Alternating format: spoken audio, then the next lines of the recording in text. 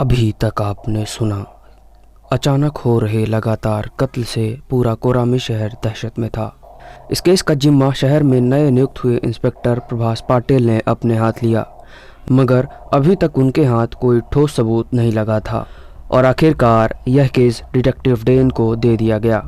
छानबीन करने के बाद यह पता चला कि किलर न सिर्फ एक ही कंपनी के कपड़े पहनने वाले लोगों को मारता है, बल्कि उसने अभी तक जितने भी कत्ल किए हैं उन सभी ने नीले रंग का कोई ना कोई कपड़ा पहने हुआ होता है और उन कपड़ों की कंपनी भी एक ओसवाल क्लोथिंग एंड वियर। सारे कत्ल के बीच एक हफ्ते का अंतराल और समय भी बिल्कुल शाम 6 बजे डिटेक्टिव डेन को सोच में डाल देते हैं। अब आगे डिटेक्टिव डेन निराश होकर इंस्पेक्टर पाटिल से कहते हैं, ऐसा करिए इंस्पेक्टर साहब, यह सारे कपड़े जिन जिन दुकानों से खरीदा गया है इसका पता लगाइए। इंस्पेक्टर पाटिल अपनी जगह से नहीं उठते। उनके सर एक और ऑर्डर मढ़ दिया गया। अरे आप अभी तक बैठे क्यों हैं, जाइए। जी जी जी जी, पाटिल वहाँ से उठकर चले जाते हैं। कुछ देर बाद पाटिल का फ़ोन आता है और पता चलता है कि सारे कपड़े पराल मार्केट की ओसवाल वियर्स के दुकान से खरीदे गए थे, जिसके मैनेजर शिरोमणि शर्मा हैं। डिटेक्टिव डेन खुद उनसे जाकर पूछताछ करते हैं और पूछताछ में यह पता चला सभी के कपड़े की पसंद नीला रंग ही था और जिसके मोलभाव में उनकी राजू से कहा सुनी भी हो गई थी। राजू? डिटेक्टिव की आंखें चमक उठती हैं। कौन राजू? कहाँ है वह? जी सर, वह यही 20-22 साल का लड़का था। यही करीब 5 या 6 महीने पहले ही आया था। हमने उसे दुकान पर रखा और कस्टमर के साथ खराब बर्ताव होने के कारण उसे पिछले महीने ही निकाल दिया था। उसे यहाँ रखने से पहले कुछ तो वेरिफिकेशन रखा होगा आपने? नहीं सर, वो कम दाम में वह काम करने को तैयार था तो। डिटेक्टिव डे ने उस समय शिरोमणि शर्मा को इस गलती पर बहुत डांट लगाई और कहा, राजू को यहाँ आने के बाद से जितनी भी खरीदारी हुई है मुझे उन सभी की डिटेल्स चाहिए तुरंत। जी जी जी सर, अभी देता हूँ। कुछ दिन ऐसे ही जांच में निकल जाते हैं और हफ्ता भी ख़त्म होने को आता है, अर्थात एक और कत्ल होने ही वाला है। डिटेक्टिव डेन सभी पुलिसकर्मियों को कहते हैं कि मीडिया में यह रिलीज़ कराओ कि कोई भी ओसवाल वियर्स का नीला कोई भी कपड़ा नहीं पहनेगा। इंस्पेक्टर पाटिल बीच में ही बोलते हैं, पर सर ऐसे तो ओसवाल वियर्स को काफ़ी घाटा।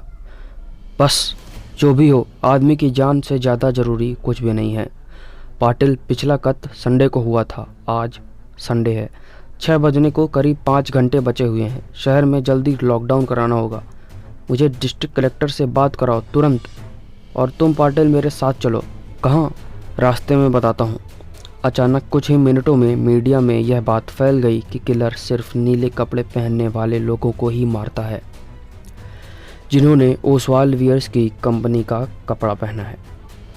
सारे शहर में अफरा तफरी का माहौल हो गया।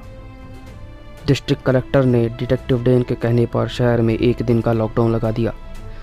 मगर डिटेक्टिव राजू का सारे शहर में पता कहाँ चलेगा? और आपको क्यों लगता है कि उसी ने कत्ल किया होगा? क्योंकि अभी तक सारे सबूत उसी के खिलाफ हैं इंस्पेक्टर। और कुछ ही देर में राजू को अपने घर में ही गिरफ्तार कर उसे पुलिस स्टेशन ले जाया गया। शाम के 6 बजने में महज 10 ही मिनट रह गए थे। राजू गिड़गिड़ा रहा था कि यह कत्ल उसने नहीं किए हैं। इंस्पेक्टर पाटिल समेत कई लोगों ने राजू से पूछताछ की।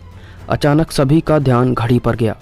6:05 का समय हो चला था और अभी तक न्यूज़ में किसी भी चैनल में वारदात की खबर नहीं मिली थी। कैसे आएगी? किलर को तो हमने दबोच रखा है, हवलदार माधव ने कहा। तभी वहां पर मौजूद सभी की नज़रें टीवी स्क्रीन पर चिपक जाती हैं।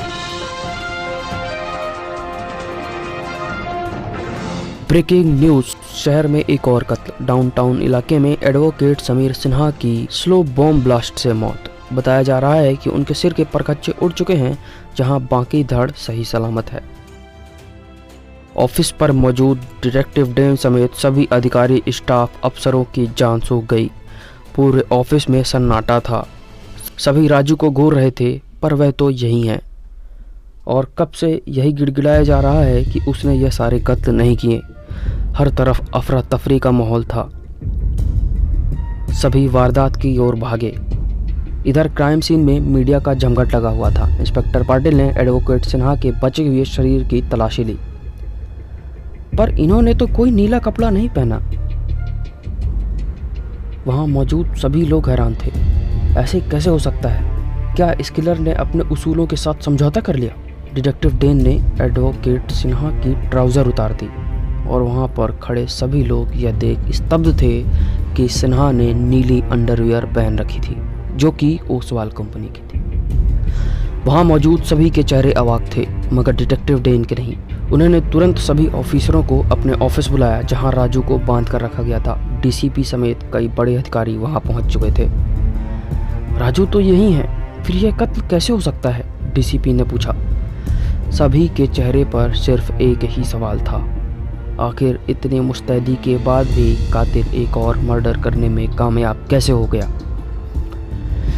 सभी की आंखों में डिटेक्टिव डेन से इन सारे सवालों के जवाबों की आशा थी।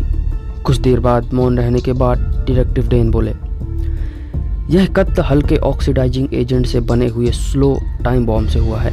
इसका मतलब कातिल को शहर में लॉकडाउन लगने का पहले से ही पता था, जिसके हिसाब से उसने अपनी इस कत्ल की प्लानिंग की। चूंकि एडवोकेट समीर को भी यह पता चल चुका था कि ब्लू क्लॉथ किलर सिर्फ नीले रंग के ओसवाल वियर्स पहनने वाले लोगों को मारता था, इसलिए उन्होंने अपनी अंडरवियर पर ज़्यादा ध्यान नहीं दिया, जो ओसवाल वियर्स और ब्लू थी, और यहीं पर वह सबसे बड़ी गलती कर बैठे। अब भले ही सारे सबूत राजू के खिलाफ हैं, पर वह यहाँ 2 दिनों से कैद है, मतलब लॉकडाउन से पहले। फिर किसने किया है यह कत्ल डिटेक्टिव डेन? डीसीपी अधीर हो उठे। जी, वह कातिल यहीं पर मौजूद है डीसीपी साहब। वहां पर खड़े सभी अधिकारी व अन्य पुलिसकर्मी यह सुन दंग रह गए। अचानक ऑफिस के अंदर कानाफूसियां होने लगी। सभी एक दूसरे को शक की निगाहों से देख रहे थे। हवलदार महेश कुंदन के साथ इंस्पेक्टर पाटिल के भी होश उड़े हुए थे। कौन है वह डिटेक्टिव? डीसीपी ने पूछा। अभी बताता हूँ। डिटेक्टिव डेन ने अपनी जेब से एक नीला कपड़ा बाहर निकाला और रहस्यमय ढंग से सभी की ओर देखने लगे और कहा, पिछले कुछ महीनों में यह जो भी कत्ल हो रहे थे, उन सभी कत्लों के पीछे जिसका हाथ है वह इस शहर के एक सम्मानित पद पर गठस्थ इंस्पेक्टर प्रभास पाटिल है। और यह बोलते ही उन्होंने वह नीला कपड़ा इंस्पेक्टर पाटिल के चेहरे पर फेंका, जिससे वह अचानक गिर गए और उनके व्यवहार में अचानक परिवर्तन दिखने लगा। सभी लोग हैरान थे। यह आप क्या कह रहे हैं डिटेक्टिव? आप यह दावे के साथ कैसे कह सकते हैं? आपके पास इसका क्या सबूत है? डीसीपी ने कठोर स्वर से पूछा। सबूत आपके सामने है डीसीपी साहब। नीले रंग के प्रति इनका यह अजीब बर्ताव, दरअसल इन्हें क्रोमोफोबिया है या कलर फोबिया, या सरल भाषा में कहे तो इन्हें नीले रंग से परेशानी होने लगती है। धड़कनें तेज हो जाती हैं, पसीने छूटने लगते हैं। इनके ऊपर मुझे सबसे पहले शक तभी हो गया था जब मैंने इनसे सारे विक्टिम्स के कपड़े लाने को कहे थे। तब इन्होंने हवलदार कुंदन और महेश को भेज दिया। इनके यूनिफॉर्म से वह नीला बैडज हमेशा से ही गायब रहा। पर जब मैंने डाउनटाउन में ओसवाल की दुकान के मैनेजर शिरोमणि शर्मा से मिला, तब राजू का नाम पहली बार मेरे सामने आया। तब मेरा शक राजू पर गया, क्योंकि सारे सबूत भी उसी के खिलाफ थे। मगर मुझे पता था 10वीं फेल 21 साल का लड़का यह कत्ल इतने सातिर तरीके से नहीं कर सकता। तभी मैंने उस दुकान के मैनेजर शिरोमणि शर्मा से पिछले कुछ महीनों के ग्राहकों के बिल देखे, जहां इंस्पेक्टर पाटिल ने भी अपने लिए एक कोट उसी दुकान से खरीदा था, जहां राजू से इनकी नीले कलर को लेकर झड़प हुई थी, जिसके कारण हमारे इंस्पेक्टर पाटिल ने राजू से बदला लेने की ठानी। नीले रंग के प्रति इनकी घृणा हम सभी को पता है। इन्हें लगा आखिर कोई नीला रंग कैसे पसंद कर सकता है।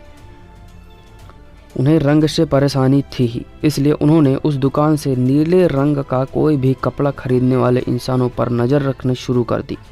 डिटेक्टिव डेन की यह व्याख्या सुन वहां खड़े सभी लोग स्तब्ध थे। लेकिन एक ही समय पर अलग अलग कत्ल करने के पीछे क्या कारण हो सकता है? डीसीपी ने पूछा। गुड क्वेश्चन डीसीपी साहब। डिटेक्टिव अभिनव, डेन ने अभिनव को अपनी इन्वेस्टिगेशन रिपोर्ट सभी को सुनाने के लिए कही। जब इंस्पेक्टर पाटिल और डेन सर वारदात की जगह पर तहकीकात कर रहे थे, उसी समय डेन सर ने मुझे इंस्पेक्टर पाटिल के घर तलाशी लेने के लिए भेजा और तहकीकात करने पर मुझे मिला यह। डिटेक्टिव अभिनव ने अपनी रिपोर्ट में से एक कागज़ निकाल कर सभी को दिखाया। यह एक साइकाइट्रिस्ट का प्रिस्क्रिप्शन है। इसमें यह कलर फोबिया के साथ बाइपोलर डिसऑर्डर की मानसिक बीमारी के शिकार थे, जो इंसान की दिमागी क्रिएटिविटी को अफेक्ट करती है, जिसके कारण इन्होंने यह सारे कत्ल एक खास तरीके से किए हैं। क्या इतने सबूत काफ़ी हैं डीसीपी साहब? वैसे आपको क्या लगता है डीसीपी साहब, एक ऐसा पुलिस ऑफिसर जिसने अपने करियर के सारे केस सॉल्व किए हैं और इस केस में फंस जाते हैं, और फंस भी कैसे जाते हैं? आखिर सारे कत्ल तो इन्होंने खुद ही किए हैं। वहाँ मौजूद सभी लोग इंस्पेक्टर पाटिल को घूरने लगे। पाटिल का मुंह खुला, आंखें फटी जा रही थी। उसके समझ में कुछ नहीं आ रहा था कि उसने अपनी रिवॉल्वर निकाली और डिटेक्टिव डेन के ऊपर दाग दी। उसने अपनी ही ताबूत पर आखिरी कील ठोक दी। इससे पहले कि वह एक से ज़्यादा गोलियां दाग पाता, वहाँ खड़े लोगों ने उसे धर दबोचा और उसे सलाखों के पीछे डाल दिया गया। और इस तरह डिटेक्टिव डेन ने एक और केस को सॉल्व कर लिया। 7 दिन बाद डिटेक्टिव डेन और असिस्टेंट अभिनव पांडे हॉलीडे के लिए छुट्टियां मनाने गोवा गए हुए थे।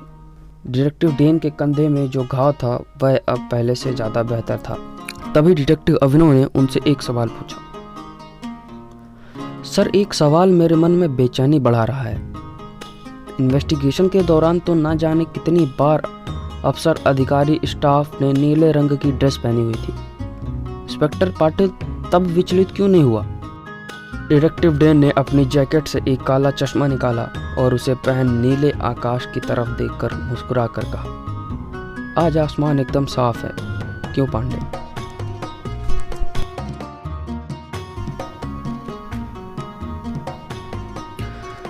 धन्यवाद दोस्तों। अगर आपको यह कहानी अच्छी लगी तो वीडियो को लाइक करिएगा, शेयर करिएगा और चैनल को सब्सक्राइब करिएगा, ताकि मैं आगे और भी ऐसी कहानियाँ आपके लिए लाता रहूँ। तो चलिए मिलते हैं अगली कहानी में।